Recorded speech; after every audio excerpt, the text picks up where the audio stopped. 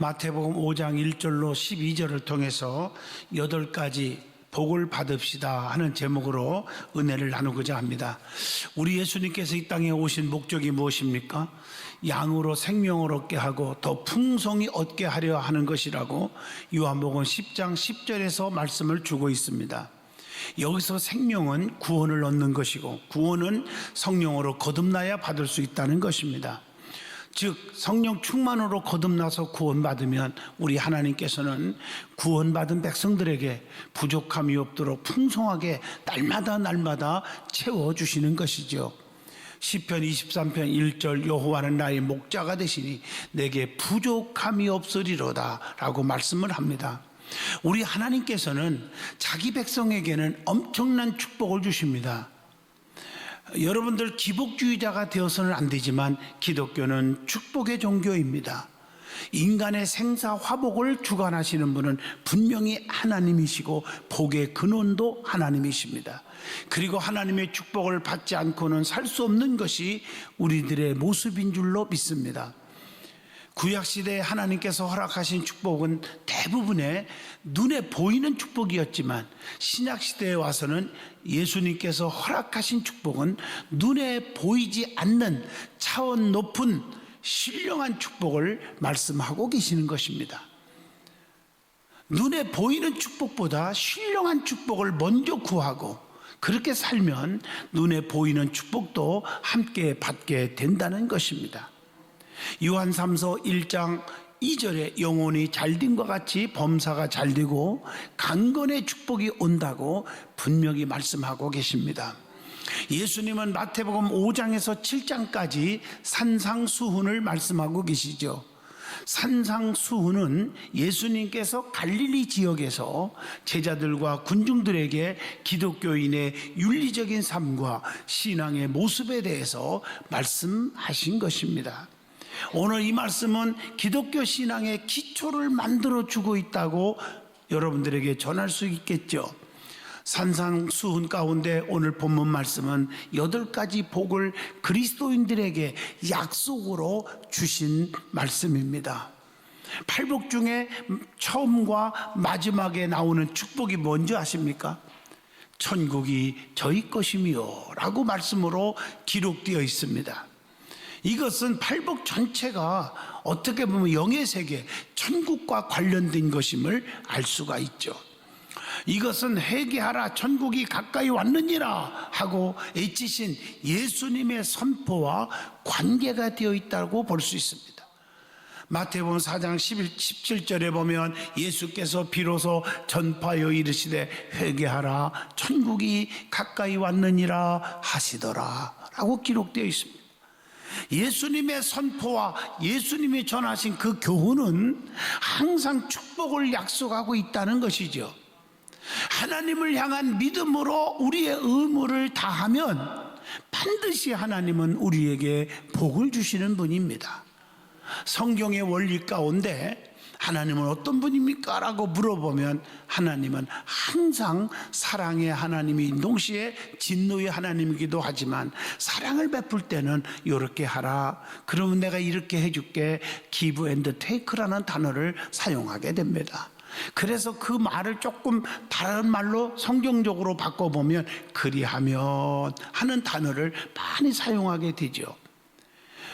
그렇게 되면 반드시 내가 이렇게 해주겠다. 너희가 이렇게 살면 내가 이런 복을 너에게 주겠다. 이런 말씀들이에요.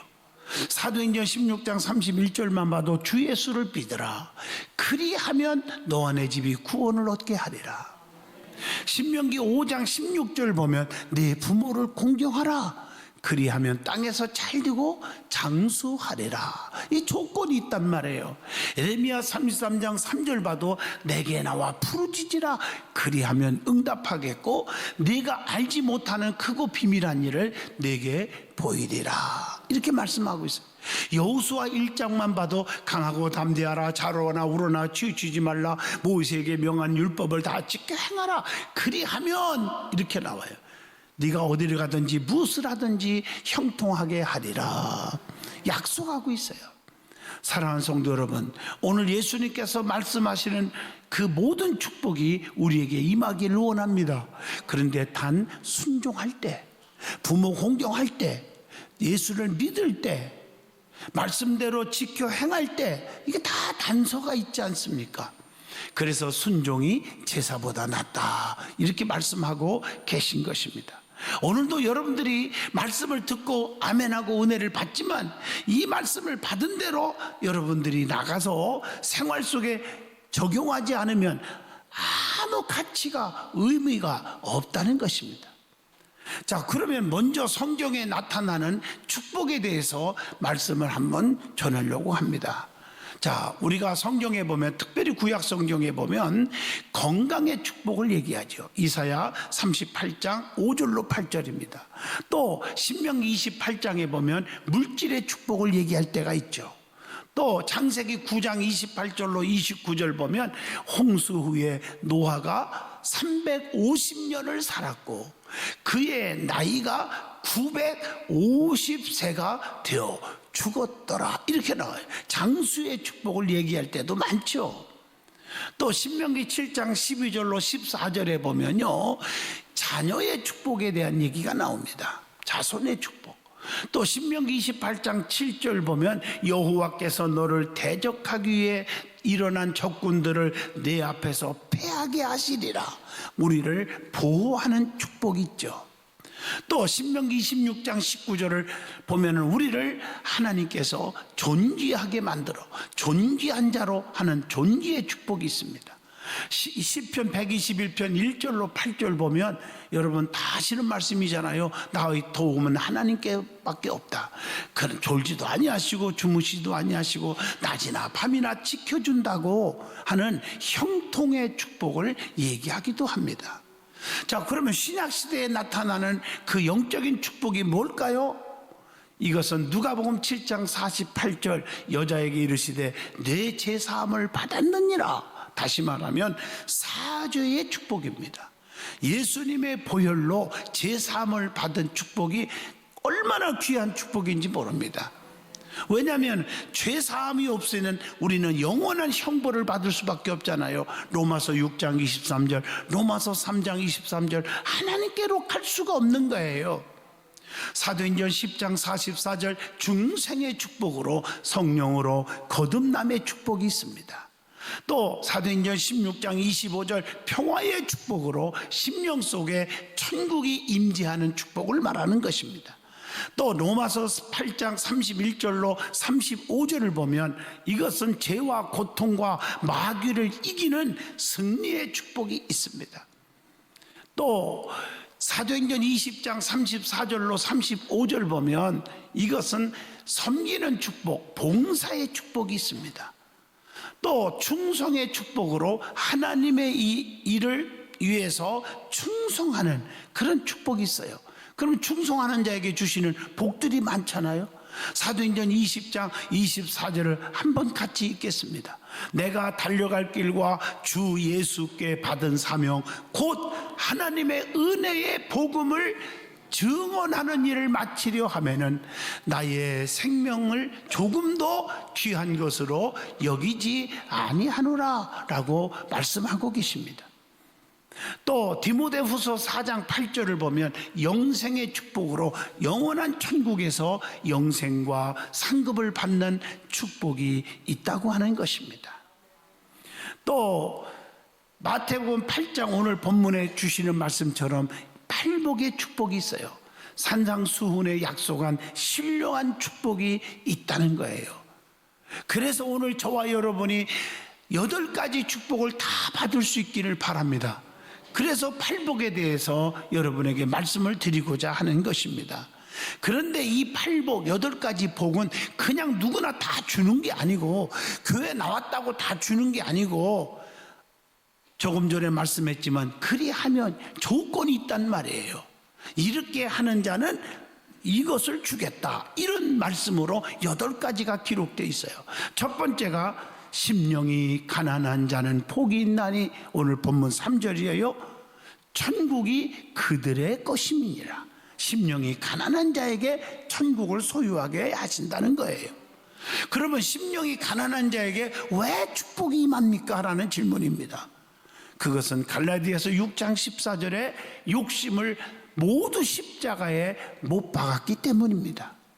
또 뿐만 아니라 정말 하나님 앞에 나의 모든 심령을 주님 앞에 내놓는 거예요. 세상 부귀 영화를 모두 다 분토같이 버렸기 때문이라고 분명히 골로새서에 말씀하고 있고, 골로새서 3장 1절로 3절 보면 소망을 땅에 두지 않고 하늘에 두었기 때문이라고도 말하고 있고요. 또 시편 42편 1절로 6절 보면 주님만 사모했기 때문에 하나님이여 사슴이 시냇물을 찾기에 갈급한 것 같이 내 영혼이 주를 찾기에 갈급하나이다 라고 말씀합니다. 두 번째 복이 뭘까? 오늘 본문 4절입니다. 애통하는 자는 복이 있나니 그들이 위로를 받을 것이며 그랬어요. 그러면 애통이 무엇입니까? 세상에서 말하는 애통도 있죠. 질병, 고통, 사별, 물질의 손실, 자존심의 침해 등등 여러 가지로 오는 그런 애통이 있어요. 그러나 자신의 영적 파탄을 깨닫고 의에 줄이고 목말라 하는 애통이 있단 말이에요. 즉 그리스도 안에서의 애통이 있다는 거예요. 오늘 본문에서 말하고 있는 애통이 바로 이런 애통을 얘기하는 겁니다. 오늘 말씀 가운데 나오는 애통함이 무엇이라고 생각합니까? 거룩한 애통이라는 거예요. 거룩한 애통. 시편 51편 3절에 보면 자신의 죄를 알고 깨닫고 애통하는 것을 얘기하는 거예요. 사사기 10장 10절 말씀처럼 하나님께 범죄함으로 애통하는 거예요. 또 참회의 눈물을 흘리는 거예요. 죄를 자백하고 하나님 앞에 정말 슬퍼하는 것을 가리키는 거죠. 또 욥기서 33장 27절로 28절에 자신의 죄를 인정하는 것입니다. 갈라디아서 6장 4절을 보면 자신을 살펴보는 거예요. 그것이 애통이에요. 애통하는 자는 어떤 축복이 있습니까? 하나님의 위로를 받을 것이요 그랬어요. 다시 말하면 이사야 57장 15절 말씀처럼 죄를 깨닫고 겸손한 자에게는 영원한 기쁨이 오는 것입니다. 베드로전서 1장 8절 성령의 위로하심으로 마음속에 충만한 기쁨이 오는 거예요. 자, 세 번째 복입니다. 본문 5절이죠. 온유한 자는 복이 있나니 그들이 땅을 기업으로 받을 것이요 그랬어요. 온유한 자의 모습이 무엇이라고 생각하십니까? 마태복음 5장 39절에 보면 악한 자를 대적하여 복수하지 않는 것, 빌립보 2장 3절 남을 나보다 귀하게 여기고 낮게 여기는 마음을 가지는 것, 빌립보 2장 3절로 4절 나의 일과 다른 사람의 일까지 돌아보는 것, 에베소 4장 32절 보면 서로 인자하게 하며 불쌍히 여기며 용서하는 것입니다. 히브리서 13장 3절 자기가 갇힌 것 같이 갇힌 자를 생각하는 거예요. 히브리서 13장 3절을 보니까 학대받은 자를 생각하는 것. 갈라디아서 6장 1절로 2절 보면 남의 짐을 서로 지고 고난을 분담하는 거라고 말하고 있습니다. 그러면 온유한 자가 되는 방법이 뭐라고 생각하십니까? 마태복음 11장 29절에 보면 예수님의 온유를 배우는 것이라고 말합니다. 갈라디아서 5장 22절 23절 사랑시라 화평 온유 자비 양선 오래 참음 충성 절제 이렇게 성령의 열매를 맺고 성령의 충만함을 받고 사는 것입니다. 야고보서 1장 21절 모든 악에서 떠나야 되는 것입니다. 사도행전 7장 59절로 60절 보면 스데반 집사님 얘기가 나옵니다. 자신을 돌로 치는 피투성이가 되게 하는 고통을 주는 자들을 향해서 아버지 저들의 죄를 용서해 주세요 라고 기도하는 그것이 바로 온유한 것입니다. 그래서 온유한 자는 어떤 복을 약속합니까? 땅을 기업으로 받을 것이요 라고 말씀을 합니다. 땅을 기업으로 받는다는 것은 최고의 번영과 최고의 승리를 의미하는 것입니다. 하나님께서 보상해 주신다고 하는 복을 의미하는 것입니다. 그러면 성경에 나오는 온유한 자들을 한번 찾아보려고 합니다. 참 많은 분들이 기록되어 있죠. 여러분, 그 중에 제일 먼저 하고 싶은 사람이 누굴까? 요셉입니다. 형님들의 범죄를 창세기 45장 5절에 보면 너그럽게 다 용서했어요. 형제들 때문에 엄청난 고난을 겪었잖아요. 그런데도 형제들을 만났을 때 다 용서했어요. 이게 바로 온유입니다. 민수기 12장 3절 보면 모세 얘기입니다. 백성들의 그 원망의 소리에 반응하지 않은 모습을 볼 수가 있어요. 이게 온유입니다. 사무엘상 24장 10절 보면 다윗은 원수 사울, 자기를 죽이려고 하는 그 원수 사울을 여러 차례 용서하잖아요. 그 원수를 죽일 수 있는 기회가 여러 번 왔지만 다 용서하잖아요. 내가 주의 종을 해야 하는 범죄를 하지 않았나이다 라고 그렇게 고백한 것을 보면 멋있잖아요. 다니엘서 6장 10절 보면 다니엘은 대적들의 음모에 대항하지 않았어요. 성경을 보면 마태복음 1장 19절로 25절 보면 마리아의 남편 요셉은요, 마리아를 드러내지 않고 가만히 끊고자 하였다, 이런 말씀을 보면 얼마나 온유한 자입니까? 네 번째 복입니다. 본문 6절이죠. 의에 줄이고 목마른 자는 복이 있나니 그들이 배부름을 받을 것이요 라고 말씀합니다. 의의 개념이 무엇입니까? 경건하게 사는 것, 그리스도를 향한 신앙을 통해서 얻는 것, 예수 안에서 얻는 구속의 은혜, 이렇게 말할 수 있잖아요. 참, 의롭게 사는 방법이 그러면 무엇이라고 생각하십니까? 요한일서 3장 7절에 답이 나와요. 정직하게 살아라. 마태복음 7장 24절로 27절, 요동치 않게 살아라. 사람의 말 듣고 환경을 보고 흔들리지 말라는 거예요. 이사야 1장 16절로 17절, 악행을 그치고 선행을 배워야 한다는 것입니다. 자, 그렇게 될 때 의롭게 사는 자에게 배부름의 축복을 보장해 줍니다. 이것은 하나님의 돌보심을 의미합니다. 시편 29편 11절에 여호와께서 자기 백성에게 힘을 주시며 여호와께서 자기 백성에게 평강의 복을 주시리로다, 이렇게 약속합니다. 뿐만 아니라 베드로후서 1장 8절 보면 하늘의 상급을 의미하기도 합니다. 다섯 번째 복입니다. 본문 7절이죠. 긍휼히 여기는 자는 복이 있나니 그들이 긍휼히 여김을 받을 것이요 라는 말씀입니다. 여러분, 긍휼히 여기는 자세가 중요하지 않겠어요? 그 자세가 뭐예요? 상대방과 내 입장을 바꾸어 생각하는 거예요. 상대방을 내 몸과 같이 사랑하고 긍휼을 베풀어야 하는 거예요. 상대방의 약점을 담당하여 긍휼을 베풀어야 하는 거예요. 긍휼히 여김 받는 축복이 있어요. 그게 뭘까요? 가난한 자를 구제하면 하나님이 갚아주시고, 잠언서 19장 17절이죠. 또 긍휼을 베푼 자는 심판을 이기고 자랑하게 된다고 야고보서 2장 13절에 말씀하고 계십니다. 긍휼을 베푼 자는 항상 뭐가 돼요? 감사와 찬송과 기쁨이 넘친다고 사도행전 16장 25절로 28절에 기록되어 있어요. 긍휼을 베푼 자는 하나님께서 어떻게 해주신다고 했어요? 천국에서 큰 상을 내리신다고 마태복음 25장 34절로 46절까지 기록되어 있습니다. 여섯 번째 복이죠. 마음이 청결한 자가 복이 있다. 하나님을 보게 되는 복이 있다고 했어요. 청결한 마음이 뭐라고 생각하십니까? 열왕기하 5장 16절 보면 물질을 탐하지 않는 깨끗한 마음. 창세기 39장 7절로 10절 요셉처럼 여러분 유혹을 이기는 거룩한 마음. 또 빌립보 3장 5절로 7절을 보면 명예를 탐하지 않는 겸손하고 겸허한 마음입니다.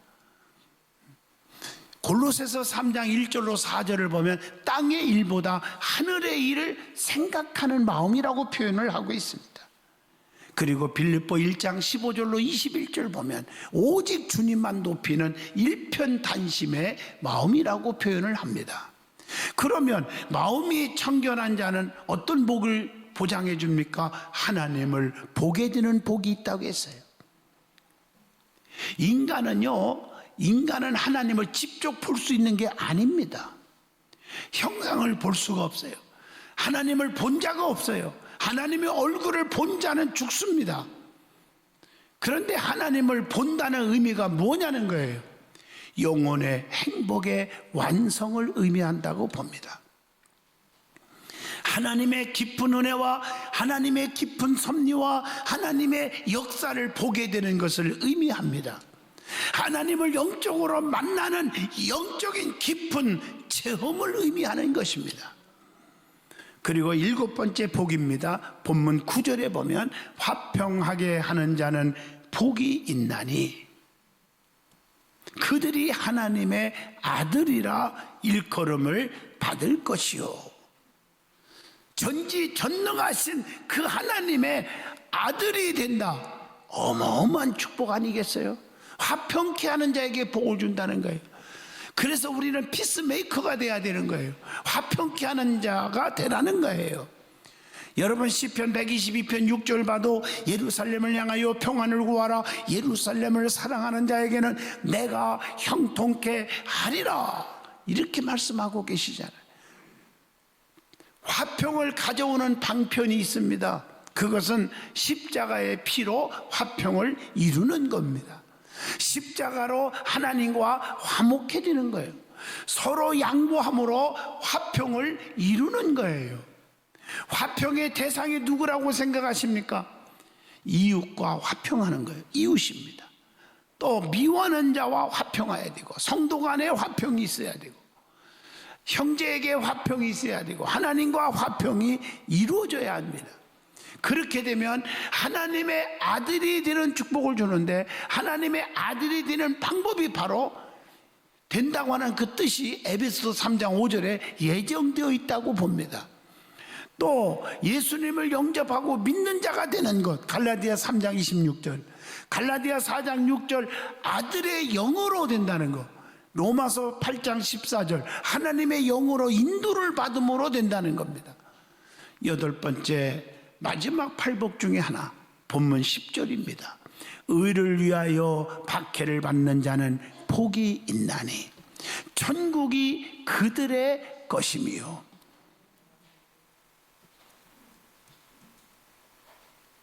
왜 의를 핍박합니까? 의롭게 사는 자들, 믿음으로 사는 자를 왜 핍박합니까?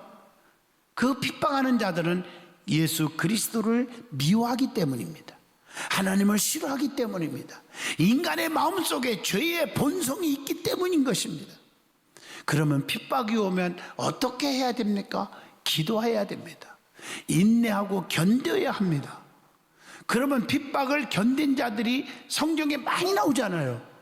결국에는 영적인 복, 또 세상에서의 복 다 누리고 살았어요. 에레미야는 우상 숭배를 책망하다가 핍박받죠. 다니엘은 기도하다가 사자굴에 던짐을 받는 핍박을 받죠. 다니엘의 세 친구 사드락과 메섹과 아벳느고는 우상 숭배 거부하다가 7배나 뜨거운 불 속에 들어가는 핍박을 받죠.